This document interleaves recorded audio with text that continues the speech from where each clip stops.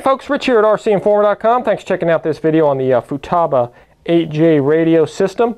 I've been using this radio for several months now, and I thought I would give you a review of it and show you some of the features it has, show you how it works, and just give you a general rundown of it.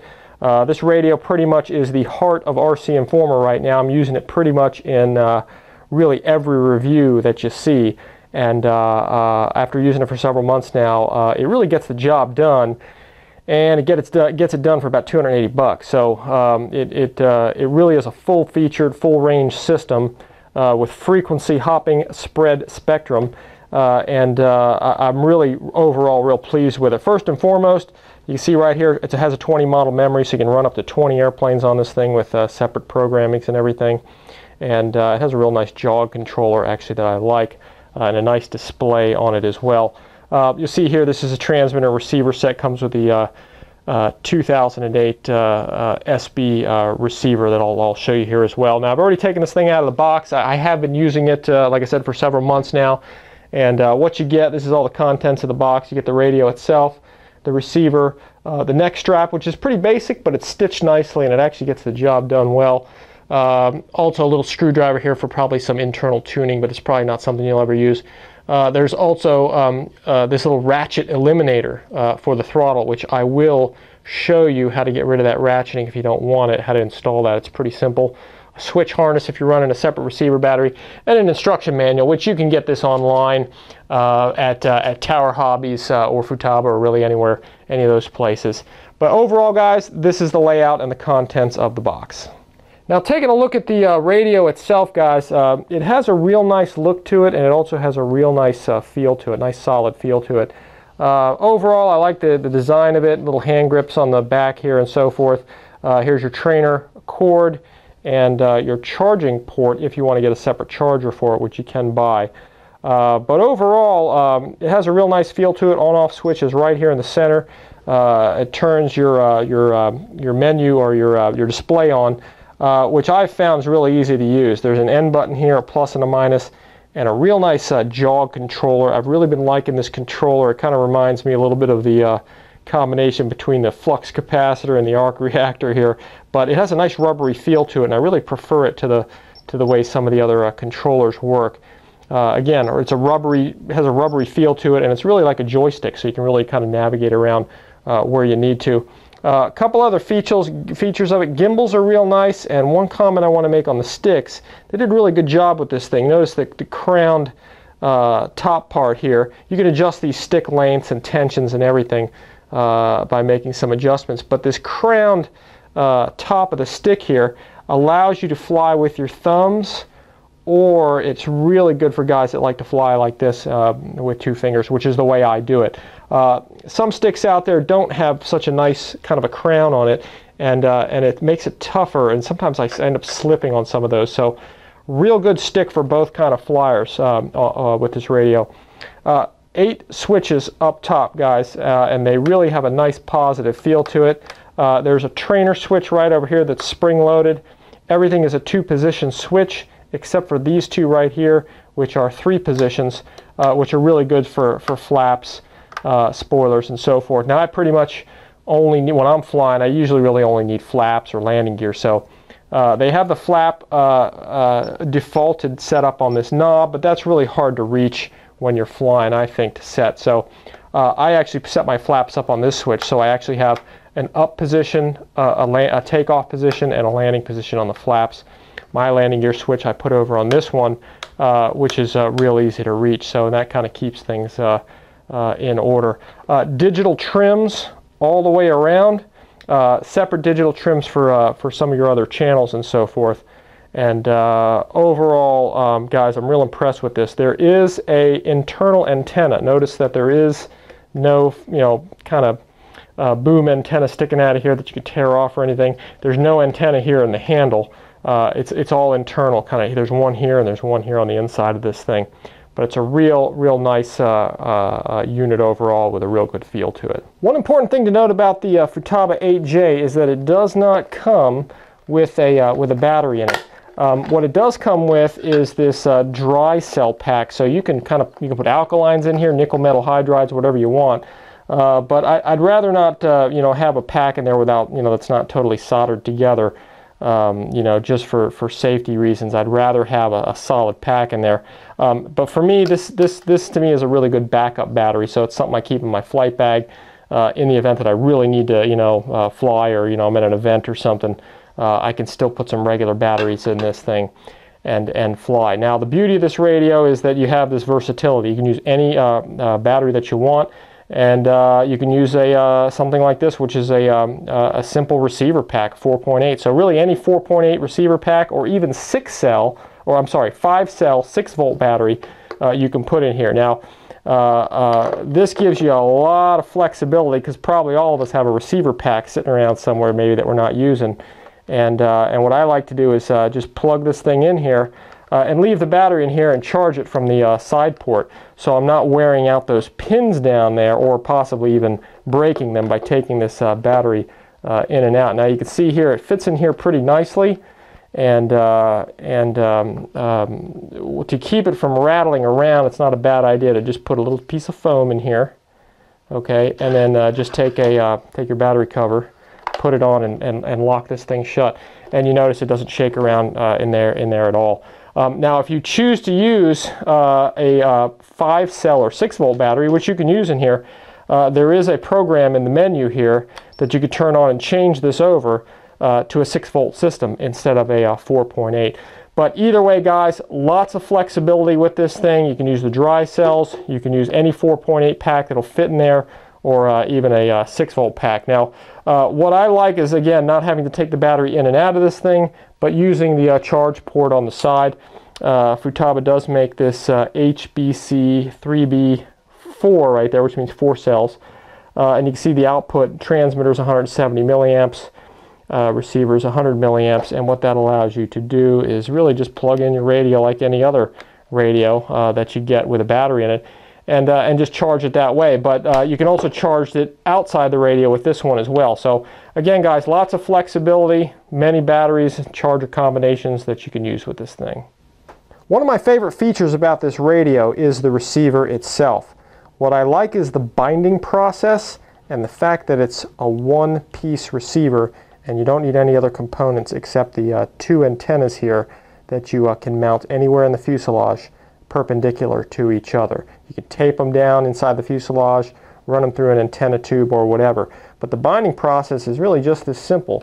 You turn your radio on, turn your receiver power on. This one's already gone through the binding process, so it has a green light, but all you really need to do is really just take anything, stick it down into where this button is, press it and hold it for 2 seconds. You'll get a red light and then a green light. Once you have the green light, you know the binding process is complete. So you can test it by turning everything off. You can turn your transmitter back on first. Go ahead and turn your power on. You got a green light, and you are good to go. All the binding process is done. So it really is a nice one-piece, very simple to bind package. Plus, it's very small, it's very lightweight, it's full range. You can fly the small stuff, you can fly the big stuff with it.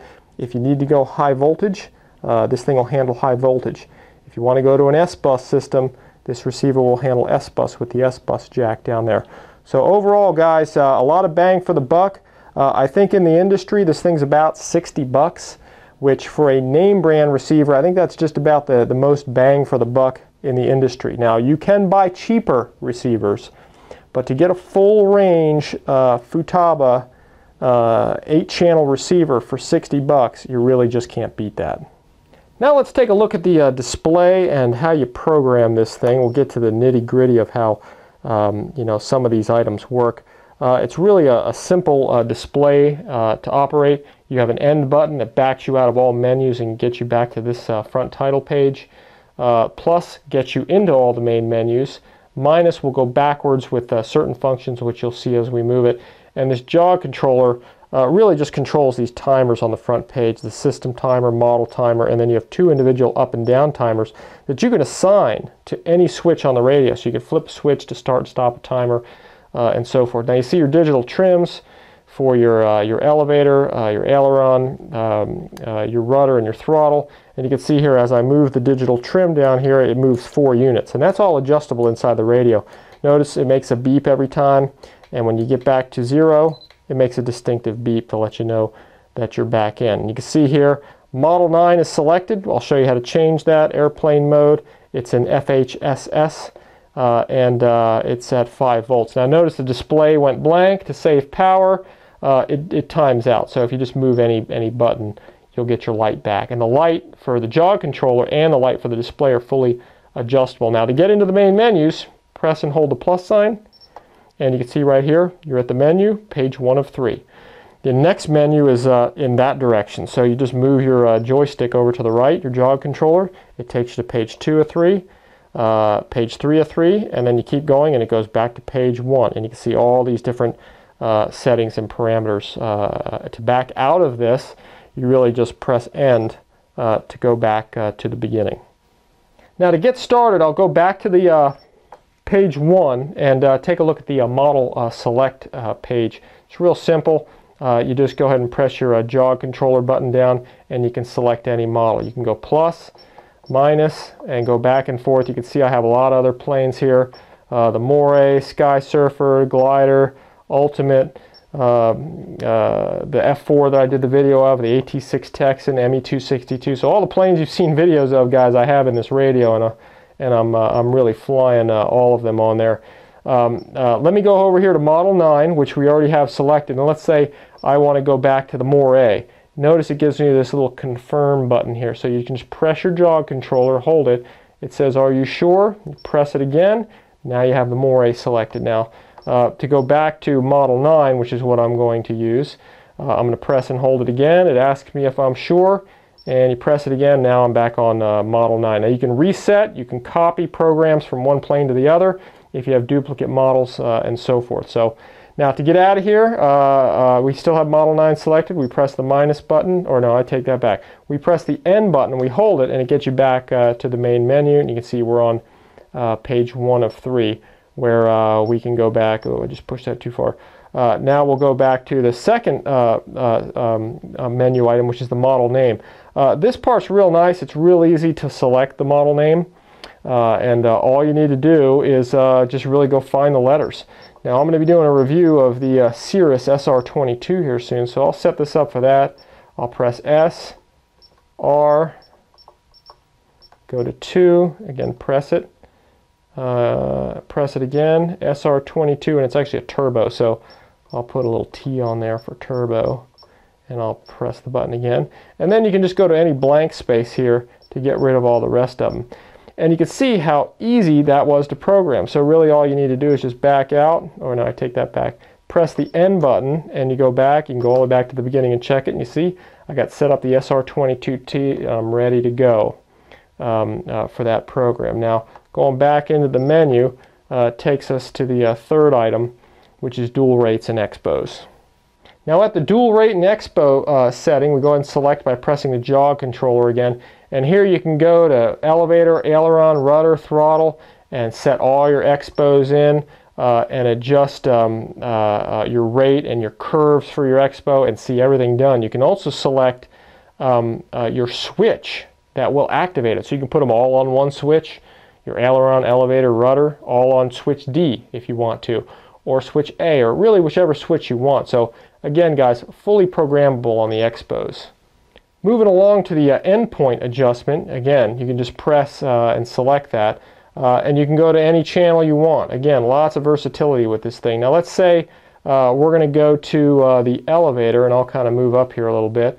As I move the elevator up and down, you can see that it switches from up and down, and then you can go ahead and press plus or minus. So right now it's trimming the downside of the elevator, or actually when I pull back on the control stick, and I can increase that. And you can see it only changes one side. You have to push the stick forward, highlight the other side, and then you can go ahead and change that value as well. So again, guys, lots of range and lots of features to this thing. You just have to make sure you're moving the stick in the right direction and activating and highlighting the box, whether it's up elevator, down elevator.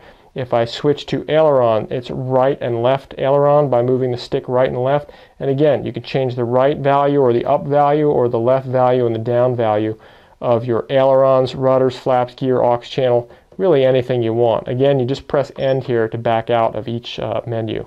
Next up is the sub trim. You can go ahead and press on that. Same deal. This adjusts your really centering point of really any channel. Again, you can run to any one you want, like your elevator.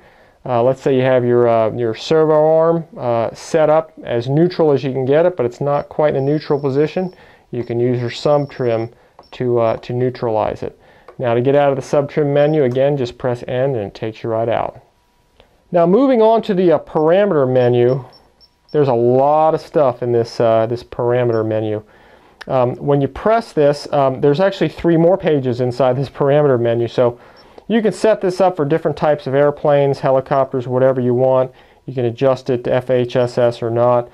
Some of the more interesting things are really back here, where you can adjust the content, the contrast of your monitor, whether you want it lighter or darker. So I just pretty much leave it on the stock setting of 0. The backlight, you can adjust it to be always on, or just always off, or keyed on, which means anytime you move a key, it comes on and off. The backlight timer, you can have that turn off, okay, at how many seconds. You know, I think it's set default for 15 seconds. I put it up to 30 seconds. So if it stays static with nobody touching it in 30 seconds, it'll turn off. Light adjustment, you can adjust the brightness of the light, whether you want the light bright or dim. I put it all the way up maximum. I think they were set initially at 15 from the factory.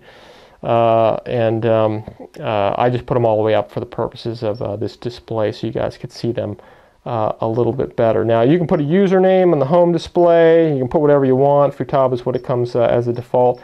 Now, here's a couple interesting things.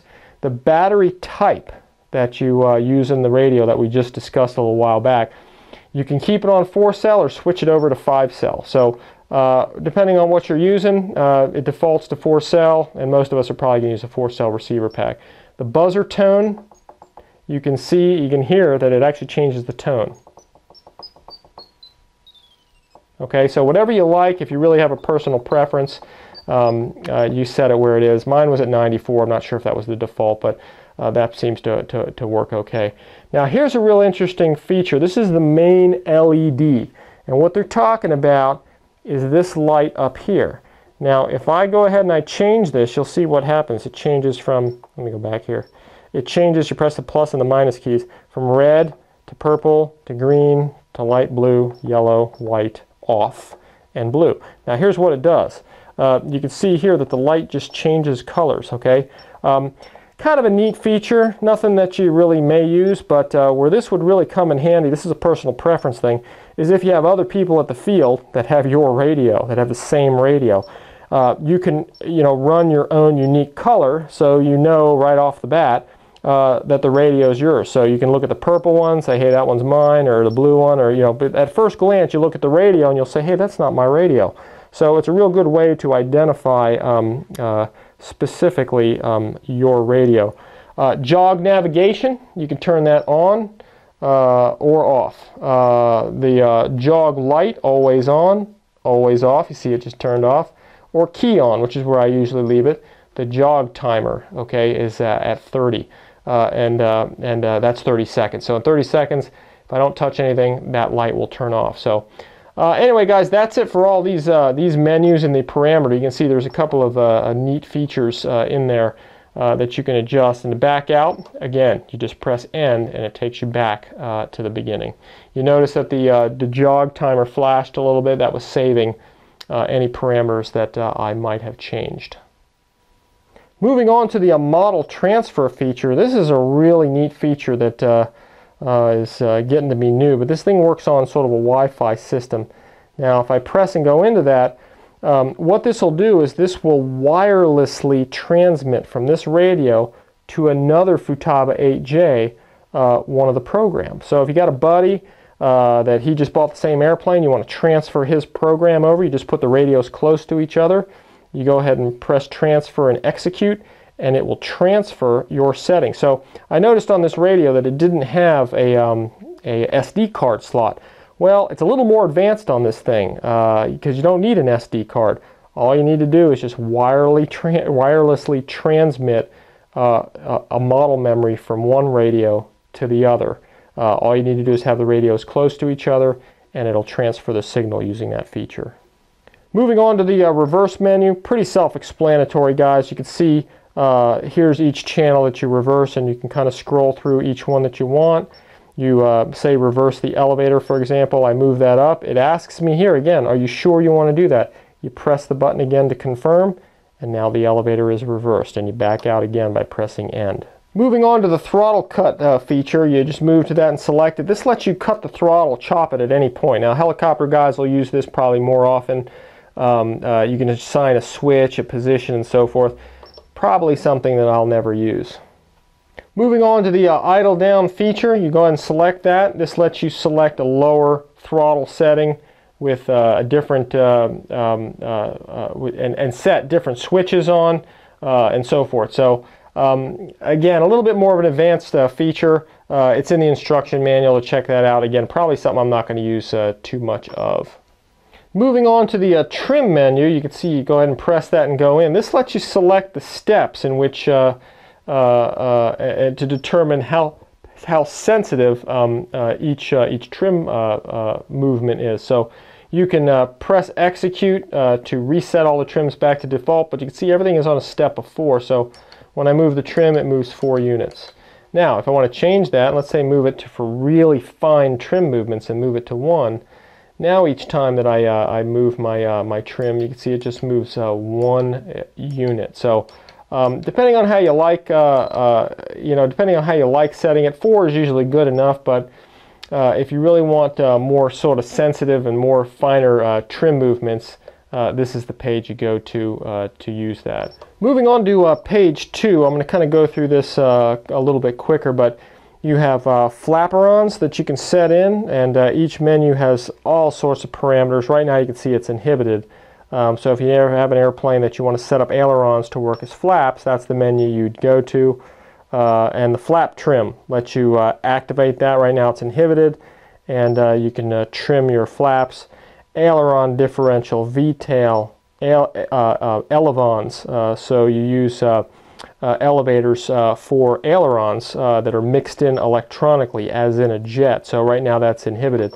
Lots of features. Elevator, snap roll function, elevator to flap mixing, which is really helpful. If you put flaps down, the plane tends to pitch up. This lets you program in a little bit of elevator down to compensate for that.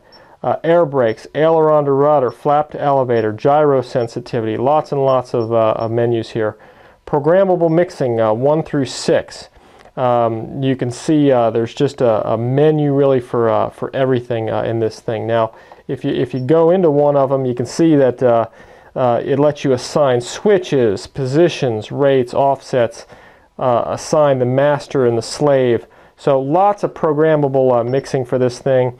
Again, the menu's available online, so you can check these out in lots of detail. Throttle curve, pitch curve, throttle delay, throttle needle, auxiliary channels. This is one feature where, for example, the landing gear switch. This is a pretty common one that you'll probably use. Channel 5 is typically landing gear, and they have it set up for switch E, which is over here. Actually, that's where I put it. And that's really a good switch for it. But if you, for example, really like to have your landing gear, say right here for switch B, all you have to do is just go assign it switch B. Let me get to it there. There it is. And you back out of that, and that'll assign it to be switch B. Now I'm going to go back to E because that's kind of where I like it. But flaps, same thing. Flaps channel 6. They have that set up for this knob. Now I don't like using the knob for flaps because you really can't tell what flap setting you're getting to. So again, I set my flap settings. I use my flaps on this switch right here, which is C. So I would go ahead and take channel 6, activate that, or just move it over to switch C. Now this has become my flap switch. So the beauty about this radio, guys, you can really assign any switch to do almost any function that you want. Moving on to the servo menu, as you press on that, what this does is it gives you a real-time display of all of your active functions. So you can see here your elevator channel 2 is working up and down, aileron right and left is working, You can see the throttle up and throttle down, rudder left and right. Same thing with your switches. Landing gear, here's channel 5 up and down. Anything that's active. If it's non-active, you're not going to see it moving here. The real reason you want to look at this page is any time that maybe you don't have a control surface moving or something, the landing gear's not coming up and down, you would want to come here and move that control surface here. And often in the past, I've seen it move one way and not the other. And what that means is that signal is not going out from the radio. Normally that means there's a broken wire on the inside of your gimbal, inside the radio. So it's a real good feature to go to take a look at what may be wrong with the radio. And again, it works in real time. You see, as I move it, it's proportional to my stick movements. Anytime I move it, it'll go right to where I set it at. Now there is also a test function that I really don't want to go too much into, but it'll test all the movements of all the servos. Now moving on to the timer feature, you can set the 2 timers that are on the front display of the radio and have them be up timers, down timers, have them come on or come off from any switch you want. This is switch A that's selected, and what turns the switches on, what turns them off. So lots of programming features for the 2 timers, and that's something that most of us probably will use quite a bit. Moving on to the trainer function, I don't want to go into too much explanation of it, but yeah, right now it's inhibited, but you can activate it, plug in a trainer cord to the back, plug it into another radio, and activate or use your radio as a trainer for somebody via this trainer switch. It's something that you can look in the manual. We don't use them a whole lot, but if you do want to train somebody, this thing definitely has the trainer function ready to go. Last but not least is the failsafe function, and as I enter that menu, this menu really sets a predetermined position for certain controls to go to in the event of a loss of signal. And as you can see here, everything's set to normal. You can scroll down to some of the other controls, gear flaps, auxiliaries, but mostly it's the throttle that's set up for failsafe to go to 20%, basically idle. And that's a pretty standard setup. Again, it's just a safety device in case you have a loss of signal, and the throttle is really what you want to come back. But you can preset any other controls or any other channels into any pre-selected position. Here's a tip I have for your Futaba 8J radio regarding the throttle. You notice here it has a ratchet in the throttle, okay? And all airplane radios pretty much come with that. Most helicopter radios come without it. It's nice and smooth because the helicopter guys need to be able to really fine-tune the throttle position and not get stuck in those detents. So this is a matter of personal preference. I personally don't like the ratcheting in my throttle at all, whether I'm flying an airplane or a helicopter.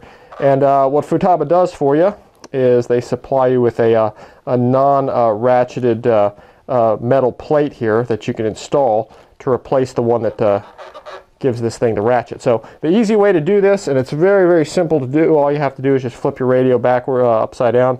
Take the 4 screws out here, which I've already done. You can see they're laid out here. Get your battery and battery tray off, battery compartment cover off, and just remove the back plate and put it aside.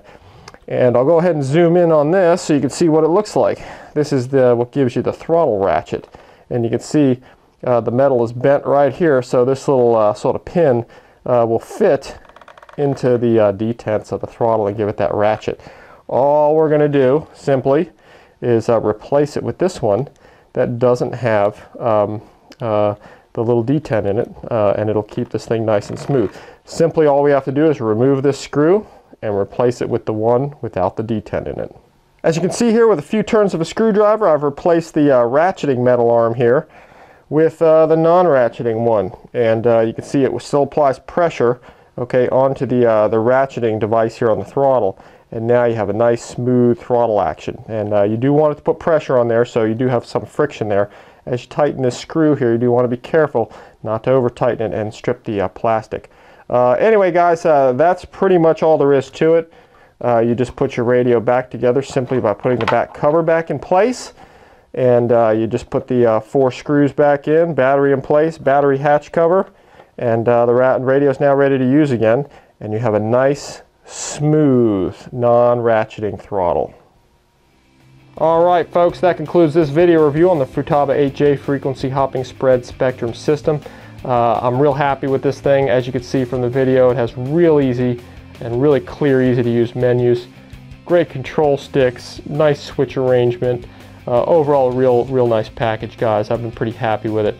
I'm going to go ahead right below the video. If you expand the description underneath, I'm going to go ahead and put in there some places that you can get this thing.